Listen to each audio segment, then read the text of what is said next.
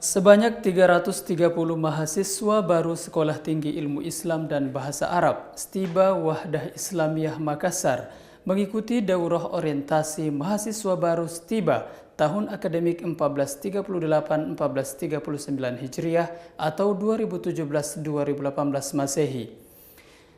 Pembukaan daurah diawali dengan perkenalan STIBA secara umum oleh Direktur STIBA Ustadz Dr. Muhammad Yusron Ansor LC.MA.